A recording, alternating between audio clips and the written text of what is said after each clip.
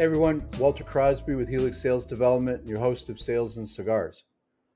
We got another episode that I'm really proud of. I'm really excited about everybody listening to this. Wally Bressler from Phone Sales Secrets. He's written a book called Tragic Hero, and we talk a lot about call reluctance. We talk about why salespeople have call reluctance. We get really personal with his story. We kind of dive into the how we self-sabotage, the reasons why we self-sabotage, and the things that can be done to fix that. His story is compelling.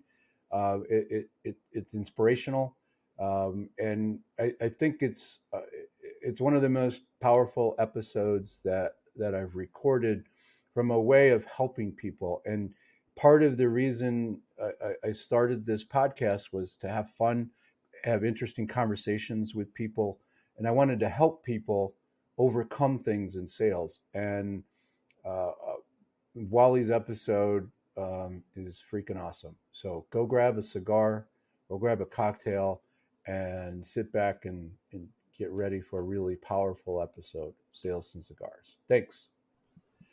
So, Wally, thanks for joining us on Sales and Cigars. I really appreciate you taking some time out of I think it's a family little gathering here for your daughter's graduation. Yes. Congratulations. And thank you, Walter, for having me. My name's Walter, too, by the way. It's just funny. I've been going by Wally since 8th grade. But yeah, my daughter graduates from University of Arkansas tomorrow. So we're pretty excited about that.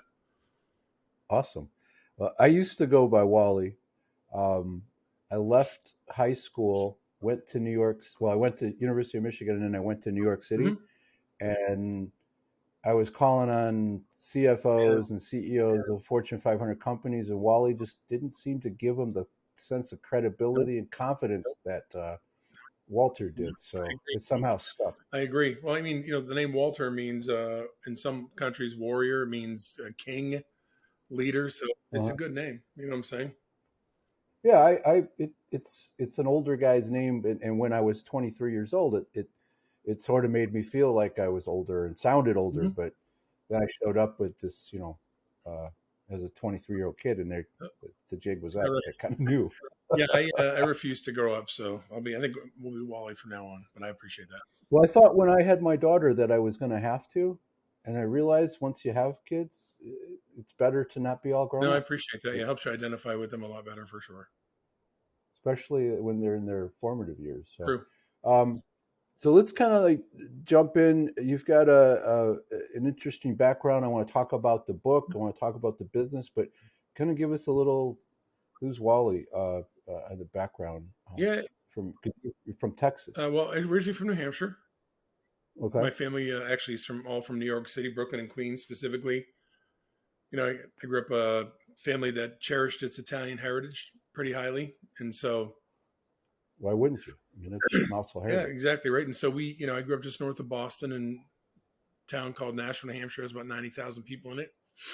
And, it's interesting. My background is, and just kind of relates to the book a little bit. If you were to look at my background, if you looked at it from like if you were just looking at the cover of my book, so to speak, for my life, I graduated high school. Exactly right. Thank you. But I'm thinking the figurative cover of my book, and thanks for doing that. I appreciate that. But the figurative cover of my life, so to speak, the book of my life is graduated, top 18% of my high school, played football in high school, was, New Hampshire Defensive Player of the Year, went to Hamilton College in Clinton, New York, which is like top 15 liberal arts college, lettered in football all 4 years. I was making $100,000 a year by the time I was 28, got married, have 4 wonderful kids. When I got in the real estate business, I sold 72 houses my first 14 months in the business. I mean, holy crap. Yeah, a lot of great things happened, but underneath all that, I was basically just doing all that to outrun the shame that I had about myself, because I had just a really tough childhood, and things just compounded as I got older and older and older. You know what I'm saying? As far as we talked about this before, and, self-sabotage, low self-worth, low self-esteem. And so, I on the outside, it was a high producer, definitely a go-getter. I've been coaching, small business people, entrepreneurs, for the last, almost 22 years, but behind all that was somebody who basically just did not enjoy life at all and almost ruined everything that he had. So. kind of, It's a, you know. but that your story is your story, Yeah. and the title of the book is Tragic Hero, and aptly Mhm. named. But I think like I can relate to my Mhm. story, and I came from a blue collar family. It was the everybody had dinner together, and it was all great. But I went in a direction that was different, and I reached a certain point where I don't belong here, right? It's like, why? How did I get here? Why am I here? Because I did pretty well at a young age. I mean, 26-year-olds, 25-year-olds shouldn't be making six figures in Mhm. New York City without some good guidance. So there's some bad choices that were made, and I've struggled through various um, challenges in my life. But it was all I would once I learned that my brain is like trying to protect me, Yep. but it was doing the opposite of what it was intended to do. I was able to start to figure some things out. So I think the idea that we self sabotage, we get in our own way, that whole sales DNA thing, that the way we look at things, everybody struggles with that at one point in their life and at different levels of degree for different Right. reasons, but they all sort of inform the same thing. Mhm. So let's talk a little bit about phone sales secrets, where that's going, what you've done, how you're helping people there. Because doing my little bit of research that I do, I was kind of drawn to that call reluctance aspect of how you're helping people. Yeah. So We, let's talk a little bit about that. we were talking about we were talking about Dave Curlin earlier. He's a common associate of ours. He was on my podcast a while back. I know he's going to be your guest. I hope I'm not spoiling that for anybody, but um, he's coming up. You can always cut this out if you want to, right? I won't, but that's cool. Wrestler, you rat. So Curlin, he's got a huge sales brain. One of the things I learned from him is that 65% of salespeople suffer from a very strong need to be liked. They need to be Mm. wanted, and need to be liked, and need to be approved of, and need to be accepted. It's natural, right? It's all part of who we are, right? As we grow up. We're wired as humans. We want to be part of a tribe, Exactly, right? right? Technically we're meant to be that way. From a Christian perspective, God says the same thing, that he wants us to be together. But at the end of the day, when that need to be liked, approved of, or accepted is so strong that it prevents you from doing the things you need to do to have great relationships with people, to be successful in sales, to have tough conversations with people, that's really when it can impact you. And so what I've learned from going through my own experiences in my life, I had call reluctance for 10 years, and been working with salespeople for the better part of the last 22 years as a coach. And what I learned is that there are things that happen to people when they're younger that basically, for lack of better terminology, it triggers their fight or flight instinct. Mostly, it's flight, and they basically end up avoiding things that scare the crap out of them. So much so that it'll impact the quality of their life, right? And so, Mhm. and it comes down to lack of self worth, low self esteem, imposter syndrome is big in sales. Strong need for approval, strong need for acceptance, which leads to that fear of rejection, leads to procrastination, leads to perfectionism, right? And so, Ultimately, failure. literally, yeah, because it's not. And the thing is, it's weird because most people don't know where it comes from. They're like, "Hey, I hate making cold calls," or "I hate when people call me," or "I don't want to bother them," or "They're not going to want what I have," or "They're probably already working with somebody else," or the other, myriad of excuses that come up. But really, what it comes down, yeah, Exactly. but really, what it comes down to is that their fear of being judged, not being liked, not be accepted, rejection is so strong that they've convinced themselves that either they can't do it, or they don't want to do it. But what I've learned is that through neuroplasticity and the ability to rewire our brain, we can actually make all that stuff from the past stay in the past and change the way we feel about ourselves, and ultimately be comfortable with getting on the phone with people. And then that's where your life changes as a salesperson. And it's interesting, April, I want to say it's April 30th of 1993, 95. So it's like April, I think it's April 30th, 1993.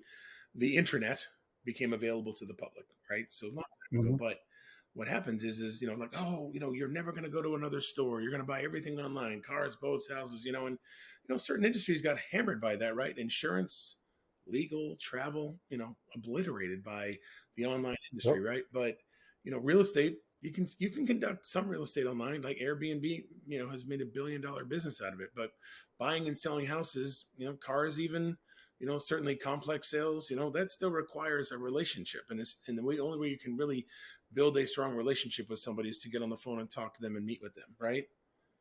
And Mhm. and 100%. people are so excited. Oh, I've got this great funnel that drives all these people to my website where they can sign up for something. But you know what? You got to get them the last 5 yards into the end zone, which means you got to talk to them, right? And so, So I listened to something this morning from Alex Hermosi, which is kind of talking about the same thing you are. You got to be able to advertise and market and get that out there. mhm, But you have to be able to sell. That's the second skill that you really need is to be able to do exactly what you're describing. mhm, Get over the hump and get there and then actually create that relationship, build a rapport, figure out if they need what you need, if you can help them, and mhm. then close the sale. Well, yeah, and There's so many barriers. well, and to your point, I my goal here is to be a beacon of hope for people who are in sales. Because the majority of people who get into sales because of the upside that it provides. I've got a buddy who's like a top earner with EXP out of Dallas. His name is Cliff Freeman. And he calls them the three freedoms. Time freedom, location freedom, and money freedom, right? And sales is probably Mhm. one of the few businesses that gives you that opportunity to create that for yourself. And so people are excited about that. But when you have these limiting beliefs, I call them hidden identities, these identities about who you think you are and what you can and can't do. You don't necessarily know what they are, but they impede you. When you have those, Yeah. it impedes every part of the sales process, not just getting on the phone and talking with people, but discovery, being willing to ask tough questions to make sure you're spending the right time with the right people, asking for the order, handling objections, making follow-up phone calls, all the things that are necessary in building a successful, sales career, Mhm. call reluctance, it transfers over into many other aspects of the job. I mean, you've probably seen this in the people you train. Some people are so excited to get an appointment with somebody that they don't do the right amount of discovery, or somebody says they're interested and then they're following up with those people, but then they find out that they've had the ladder up against the wrong wall the whole time, and that person either was never going to buy or wasn't a good prospect at all. Yeah, it one of the things that I use and train around baseline selling, right? One of Curlin's Mm-hmm. books, and it and there's a great analogy of illustration, right? It all flows around a baseball diamond, Yep. right? Because Dave was Mm-hmm. a baseball guy, or is a baseball guy. And what most people do, what you just described, is they get excited because they got a meeting and they start to pitch right away. They start to go right to a proposal and presentation. Instead of going around the bases, they cut across the middle of the field and go right to the Mm-hmm. end, to third base, and they've missed the opportunity to really understand the customer, understand their needs, understand if you can help them, Mm-hmm. and develop all of those elements, compelling reasons, right? The whole doing. Do they have the resources to work with you? Mm-hmm. Um, and it's we don't we get so excited because we're afraid to make the call. We get a live one and we screw those up, um, as because of that need to be liked, the fear of talking about money, Mm-hmm. right? That's That's a another big thing, one. part of the sales, That's a big right? one. Yeah, and being emotionally engaged in that that sale. If they get too into Mm-hmm. it, they get tied to it. You really need to be back a few steps and be objective and be looking at this Mm-hmm. as a fly on the wall and not care, which is hard to do. Yeah. And that, so you're when you talk about rewiring somebody's brain, um, is that, if somebody signs up for your course, is that part of what you're helping them, is to go back and look Mm-hmm. at all the crap we were taught as kids? Don't talk to strangers. Don't Mm-hmm. don't talk to people about money. Listen. It's rude to ask people a lot of questions. All this stuff we ask salespeople to do, we were told not to do Mm-hmm. it. Yep, that's certainly part of it. The other part of it is, the first step in the process is awareness, right? Is understanding why why it's happening. Where is it coming from? It's trauma, emotional abuse, physical abuse, sexual abuse, near death experiences, having somebody who you love die at a young age. Being bullied is a huge, huge one. Bullying, Hmm. self-worth, perfectionism, wanting to be accepted by other people, creating belief systems about things. Like you look at something and, I'll give you an example. Like I grew up poor. I didn't know I was poor, but I looked at the clothes the other kids had. I looked what I had. You know what I'm saying? I looked at the other kids' lunches and I looked at my lunch. You know what I'm saying? And I commit, I had a poverty consciousness. It's what caused me to blow through $5 million in the last, 30 years or so, And then lastly is stuff your parents do to screw you up. You know what I'm saying? You have alcoholic parents, or parents get divorced and they don't manage things, or they yell at you, or, strangely enough, this one I discovered recently, which not well, last several months, Walter. I think you'll appreciate this. One of the bigger causes of call reluctance are people whose parents never fought in front of them, who never taught them how to deal with conflict, how to Interesting. deal with a potential confrontation. Right? Your parents never taught you how to deal with that, and so you get out into the world and somebody leans on you, and you're like, "Holy cow!" Right? I mean, there's lots of people who get in a relationship with somebody who, because they think that person is like we all do, like their mom and dad, and then the next thing you know, this person gives them feedback or says, "Hey, listen, I really would appreciate if you didn't do that," and they're like, and so they don't want to go and be hurt or hurt anybody else's feelings, and so anyway, those. No, but that's an interesting point, right? Because um, I'm just kind of relating that to my world, right? I know people who grew up in the big Italian families or big Jewish families, right, where there's lots of yelling at the dinner table and back and Always. forth, but everybody at that table would go to the mat for anybody else at the Right. table because your family. So you could talk to people Mm-hmm. in a way, but still knew that you were loved and cared for. Mm-hmm. And if you don't experience that, like, my family, my wife's family, they didn't yell, they didn't, Mm-hmm. you know, raise their voice. That was just unheard of. And I have a tendency to get a little excited and you know, raise my voice. Right, exactly. Guilty as charged. And and that was something that we had to learn to work with, right? Because it wasn't something that she was used to, and it was something I need to modulate to be able to. But I have to be who I am. Yep. So we had to find that Mm-hmm. balance and make sure that everybody knew that they were, safe and comfortable. But Yeah. um, It that makes. that's interesting because sales is there's a low bar to get in, Yeah. right? That's why a lot of people get in, Mm-hmm. but there's so many roadblocks, right? You described, 10 or 12 just in the last, 15 minutes. So it's being able to help them, and that's something that if you're helping people identify that they have a trigger, identify they have a reason for not picking up the Mm-hmm. phone, and then if you can help them deal with it in a real way, Yeah. So much. you've changed their life. Yeah, and that's the whole goal. I mean, it's an 8-week class. I've had some people who've been able to call after 2 weeks. I've got some people able to call after 4 weeks. Most people, it's right around 8 weeks. Some people have had to take my class twice. You know what I'm saying? And I don't make them pay the second time. But the whole point is it's possible if you're willing to do the work, right? And you said something. I think you said something. I'm not sure if it was while we were talking before here when we just hopped on, but you talked about your brain not wanting to do. No, it's here when we talking like your brain not wanting to do things, right? Like or wanting to do things. I mean, our brains are programmed, like you said, they're programmed to keep us alive, right? That's their job is to keep us alive, right?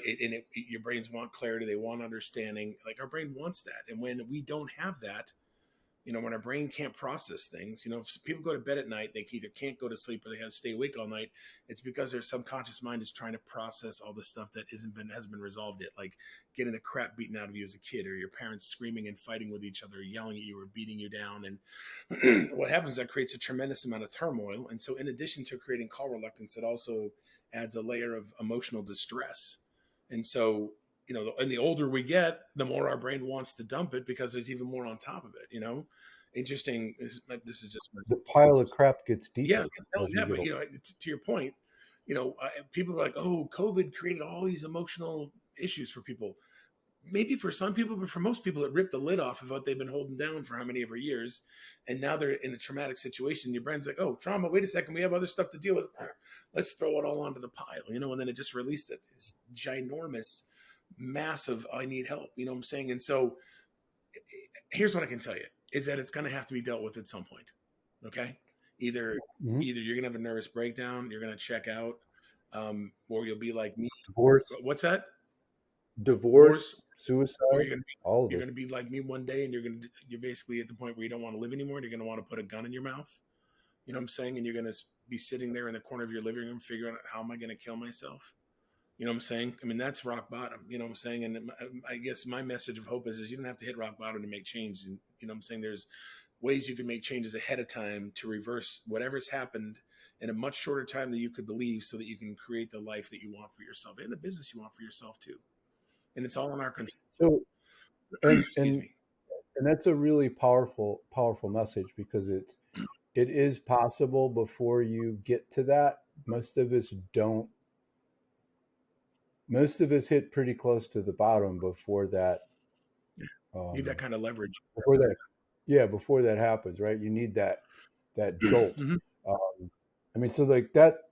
I mean, let's talk about the book, Yeah. right? Mhm. That's part of the story. It's part of the reason you wrote it, to help people recognize. I'm assuming, right? Mhm. That's part of the reason. Yeah. It's a little bit cathartic, but it was more about trying to be helpful Yeah. to the community, to everyone else. Yeah, I appreciate that, and thank you again for buying the book and for talking about it. I really, yeah, I appreciate it very much. Um, it's interesting because it was cathartic, and my everybody, what's your why? What's your why? What's your why? I think we have a number of whys based upon what's going on in our life. You know what I'm saying? But my big why for that book right there is that I don't want people to have to get to the point where they feel like they can't do anything but die.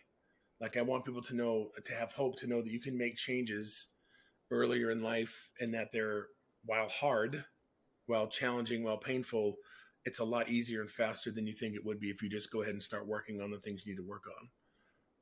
And I know If you're open to recognizing what, facing it, right, that's really where it all starts. acknowledging it, Yep. and like, okay, that happened. I can't change that, but I can change how I react and what I do going 100%. forward. 100%. Yep. And it's interesting as people are, and it's, so as we've been talking, anybody who's watching this, and thanks to anybody who took the time to watch this, I know that Walter appreciates it. I do too. But there's people who, as we've been talking, they've been like, their brains, without their consent, have been going back into the past. And because your subconscious remembers everything you ever tasted, touched, smelled, heard, or seen. It remembers everything. So It's all yeah, there. 100%. It's all a catalog. Most of it's like a sandwich, some of it's squashed down, but your brains are already searching for it, and some people already know exactly why they have procrastination, perfectionism, self-esteem, low self-worth, imposter syndrome. So it's there. Your brain wants you not just to find it, but also to get it out. And it's amazing. Just man, here's the first thing I do with people when I work with them. I tell them, I say, listen, I want you to go ahead and I want you to take out 2 note cards, and on the note card I want you to just write down, what is the cause of my call reluctance. That's it. What is the cause of my call reluctance? I want you to keep one with you during the day. I want you to put one next to your bed. Okay. And then just ask. And your subconscious will go and it will find it for you. And literally, I get messages in the middle of the night from people at 4 o'clock in the morning. F you. Why did you? Because basically it pops up and you're like, oh my God, I had forgotten about this. But here's the thing: once you find that, it's kind of a double edged sword. People are, all of a sudden, they have a tremendous amount of hope because they realize they understand what it is that's stopping them. And then there's a little bit of angst because they're like, okay, wow, I really got to deal with this now. But like you said, Yeah. if you're willing to do that, then you can go the rest of the way for sure. It's a when that happens, it's scary, Mm-hmm. but you all of a sudden you see that light at the end of a tunnel, Literally. and because you've recognized that, that that's not a train. That it's actual sunlight, Yes. right? So you're willing to enter that tunnel to get to the other side. Now, the tunnel, there's some dark, scary crap in there, Yeah. but if we get past it, everything we want is over there. And some people do that on a couch. Some people do that, with a variety of, solutions to solve it. But if it isn't solved in the subconscious, and you bring it to the top so it can be dealt with, because if you ask yourself, and it's something I learned, if you ask yourself a question Mm-hmm. and it's a shitty question, Shitty answer. your your brain is going to go get you a shitty answer, Mm-hmm. 100%. Yeah.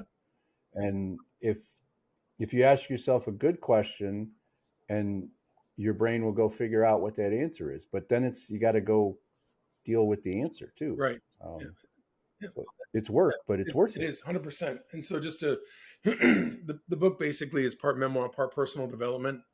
You know, it's like these are the things that happened to me. This was the result of what happened to me.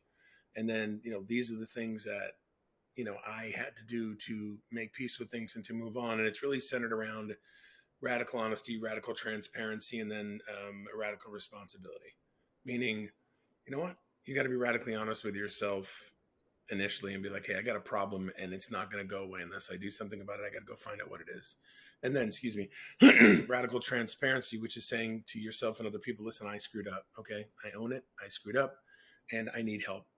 You know, and for me, it was tough because I had been a life and business coach for 20 years at the time, 19 years at the time.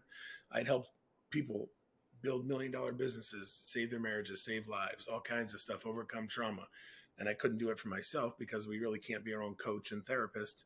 And then once you get to the radical transparency portion of things and you understand that you've got to let people know you accept responsibility for what you did and that you don't accept responsibility for things you didn't do, right? And then from there is taking radical responsibility to do the things necessary to make those problems go away. Right. Yeah. That, The same thing. I just want to add one thing. I'm sorry. The same thing that keeps people from picking up the phone is the same thing that keeps people from going to the gym consistently. Is the same thing that keeps people from working a meal plan or a diet properly. Is the same thing that keeps people from, being consistent in going to the gym.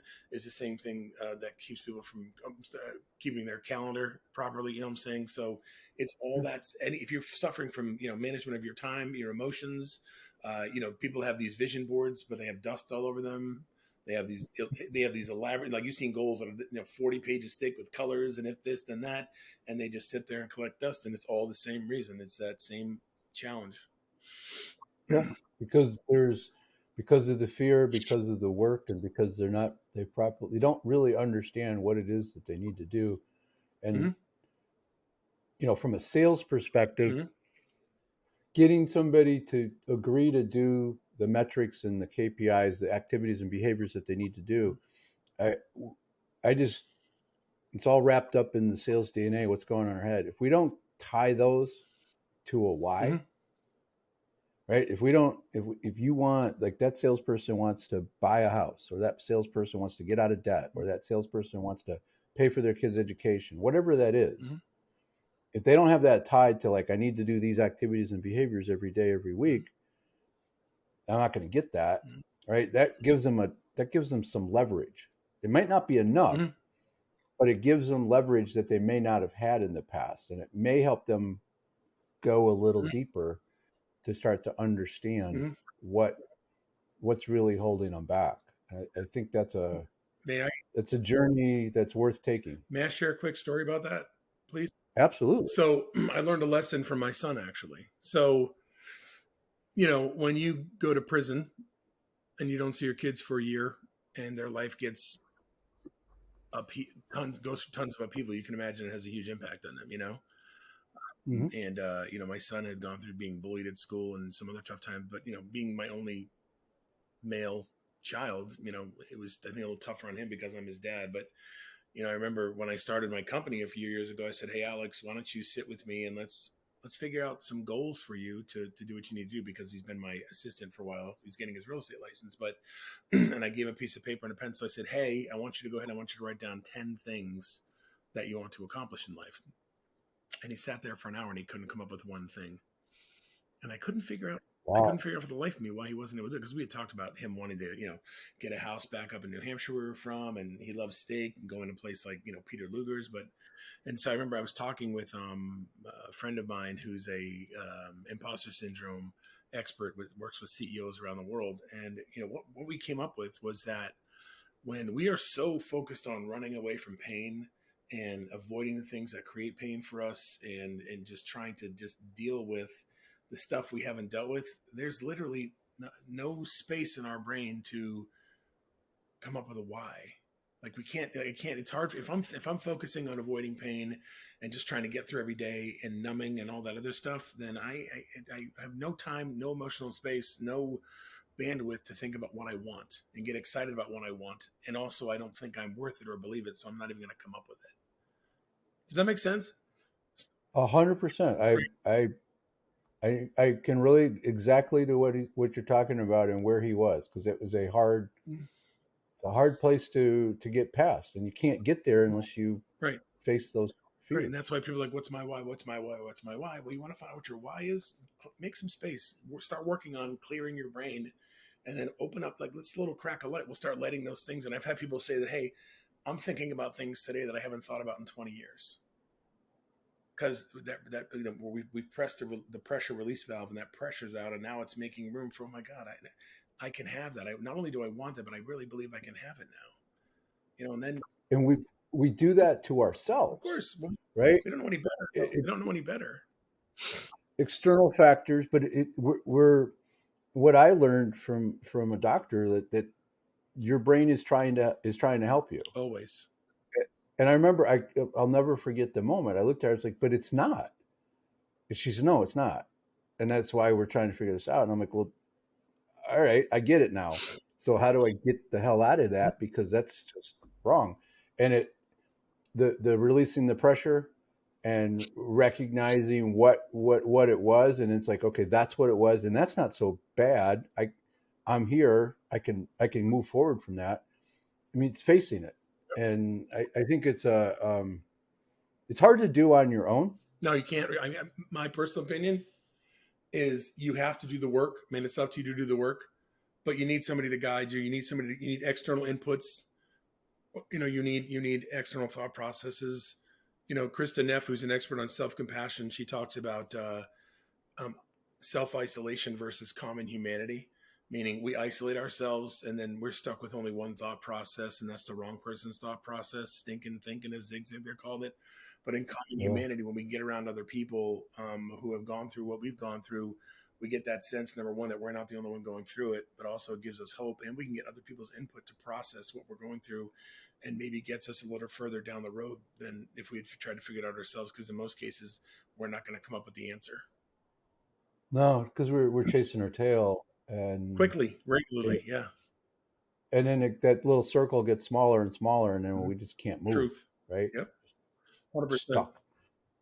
Um, so if someone is if you're stuck not being able to make those calls, and you recognize that you don't know why, but you're stuck, with that reluctance, tell people how they get to your class. What's the best way to Sure. reach out? Yeah. So I offer anybody an opportunity to hop on the phone with me for 15 minutes, no charge, just at the very least help them identify where it's coming from. Because that's not half the battle, but it's a good part of the battle. So they can go to my website, phonesalessecrets.com, and they can grab 15 minutes of my calendar. And then, if you want, you can go to my Facebook page. It's Phone Sales Secrets, and Facebook. You can become a member there, and you can get in contact with me through that too. So either my webpage, phonesalessecrets.com, or go into Facebook and asking to join my group, and then we can connect through there. And there's lots of free resources on my website as well as in that group as well. So we'll have all those in the show Thank notes, you. and really appreciate that. And Appreciate you. this is a little deeper conversation than I normally have, but Appreciate honestly, I was looking forward to this, As was because it really helps. The goal of this whole podcast thing um, came from, I wanted to have fun, I. having conversations with interesting people, right? So Thank you. this was fun, and you're an interesting guy, Thank you. but we also want to help people. Was the other impetus for this, and I don't know. I think we hit all of those really hard, Thank you. and Yeah. I truly appreciate You it. know, So, like, I like to land in this one spot. Do you have a relationship with cigars, I Wally? do. Yeah. I there was a point before I got married, and even after I got married, when I had a humidor at my house. And then we got kids, and it was pretty much verboten to smoke cigars around the house or anything like that. But we were talking before. I got a buddy from high school who owns 4 cigar shops around New Hampshire called Castro's Back Room, and so was always fun to just go sit down, and I'd ask Eric, what are you recommending today, and he would tell me, and he'd always have a cigar in his mouth. What I'm saying, didn't matter when you walked in. But yeah, yeah, like I said before, I like a good Macanudo. Um, Monte Cristo, like a punch every once in a while, Romeo and Juliet. I mean, I like them all. Like Yeah. saying, I just, I don't smoke as much as I used to, but I do love, there's a bunch, I don't know if you know much about, it's different everywhere, but here in like the DFW area where I live, there's small smoke shops all over the place. You know what I'm saying? Mm-hmm. Most of them are set up the same way you walk in. They all have memberships, so they have the outer room that looks like a living room, and then if you want to pay extra money, you can go into the back room where they have drinks and all kinds of stuff, and there's a TV on. Just grab a cigar and sit down and talk and have a good time. And then you bring your own liquor. You know what I'm saying? If you want to drink, and it's just fun. So I like to sit down over a good cigar and just relax, watch a little TV, and hang out with somebody. For me, it's just a great opportunity to sit and just chat with somebody. Well, what I found, and you tell me if I'm wrong, but it doesn't matter where I go. Like if I'm traveling for business, I'll like find out where the cigar shop Mhm. is, like your buddy's place, Mhm. and I try to land there, and it doesn't matter where it is, Podunk, America or a big city. You can walk into that place, grab a cigar, go sit down, and you can engage with anybody in that room about anything, 100%. right? You've got at least one thing in common, Mhm. and it and that usually brings people together. They're relaxed, Mhm. and you can share. And I don't know. I've had some interesting conversations from Vegas Yeah. to a little podunk town in Pennsylvania where you make friends. Yeah. Mhm. Um, it might just be in the moment, but sometimes they're more lasting. Yeah. And Yeah, for sure. It's in. Oh, did I interrupt you? I'm sorry. No, no, and, you're good. 9 times out of 10, there's usually some sort of sporting event on TV, right? So, for some, and some guys can't have their own man cave, you know what I'm saying, or they can't smoke at home. So it's almost like they can go there and sit down. Occasionally, you see some women in there too, but you smoke something, you sit down, you talk. It's kind of like you've stepped out of society, and you're in this place where you feel protected and safe. And the common denominator is everybody loves a cigar. There's cigar smoke in the air. Lots of guys have a rocks glass with some whiskey in it, and just sit and chat. And it's kind of like it literally. It's like you forget about life for a while. You know what I'm saying? So it's definitely Yeah, it's like the song from Cheers, yeah, right? yeah. It's you go someplace where you're comfortable, safe, and Everybody knows me. you forget about life for a minute. We had that rule in my house. It was back the friend who we talked about the podcast starting. Like I had the conversation with him in Florida. We're smoking a couple of cigars Mhm. and having some bourbon, and he's like, we should record these because we're saying a bunch of really smart stuff here, Mhm. right? We're Yeah, right. a little drunk, a little full of ourselves, but um, he was the impetus for getting me to start golfing. And my wife will say to this day, I started two bad habits in one summer: golf and There you go. cigars. But you know what? You were walking to offset the impact of the cigar. So technically, Uh is huh. one of them, so one of them it helps impact from the impact of the others. So That was my logic. But she's the one who like no cigars in the house, and I agree. I didn't want cigars in the house either. Mhm. Um, so we have a big pole barn, and she's like, "Why don't you just build a room out there?" I'm like, I love your wife. really? And she's like, yeah, just build a room out there where you can hang out. And so that turned into the Blue Smoke Is Lounge. that where we are right now? It's where I am right now. By the way, It the was smoking jacket you have on, I just realized I'm looking at you. That's like a nice crushed velvet coat. Is that a smoking jacket? it is a You don't smoking mess, you don't jacket. mess around, Crosby. I like it. So you're talking. I'm like, wait. I'm like, that's not a bathrobe. I'm like, no, that's a smoking jacket. I love it. The bathrobe would be a little off, You know, maybe a little crazy, but smoking jacket appropriate, I think. I, Um, so I don't wear it by myself. I wear it on the yeah. show. And this was a place where buddies would come over and we have a glass of bourbon and a cigar and talk smart about whatever solve the world's problems. But it was a place to kind of slip away for a minute. I've had amazing conversations in here with friends and colleagues, and it's turned into my office, and it's turned into a place where I get to smoke a cigar while I'm talking to people on my That podcast. doesn't So make you a bad person. um, it does not, in my mind. But some people are off put by a cigar, and there's a great line. You said you like punch cigars. Mhm. remember they had the little punch character, Mhm. um, and one of the quotes from one of their old magazine articles was, "A cigar is an idiot repellent." Um, and that's the last story, and then we can wrap up. That's But funny. I was on the I was on the golf course, on a tee box, waiting to hit into the fairway with some Mhm. buddies, Mhm. and a couple pulled up. Wait. They were going to get on tee box. There's two of them, and there were five foursomes ahead. Mhm. So we're waiting. We've been waiting all day. She gets up out of her cart, that's like 30 yards away, and she marches up to the tee box, and she's like, sir, you need to put that cigar out. And I like looked at her, and I'm like, what? She's like, your cigar is bothering me. I'm like, Outside? oh yeah, on a golf course. Okay. Well, And I was like, well, that seems fair. And she said, well, how is that fair? And I'm like, well, you're bothering me. And her husband kind of came over. He's like, honey, leave the nice man alone, please, and let's go back over here. We'll back up a little bit. Mhm. So I mean, some people just have an aversion, and I'm fine with that. I try to be really respectful, um, but I don't know. I think a golf course on a tee box 30 yards away from somebody outside, Mhm. yeah, your problem, not mine. Exactly. We say it's not a me problem. That's not a me. There you You go. problem. That's a good way to look at That's it. a me So, problem. Yeah. Wally, I really appreciate the insights, the helping, Thank and people can go pick up Amazon. People can pick up your book, Tragic you. Hero, Thank right? you. Yep, they can do it at Amazon, Goodreads, wherever. I mean, it's thankfully it's been a lot of places, and there's also a Kindle version, and I'll be recording in an Audio. Audible version near future. Cool. All right, Thank you then. so much. I Thank appreciate you. the opportunity. Very Appreciate it. grateful.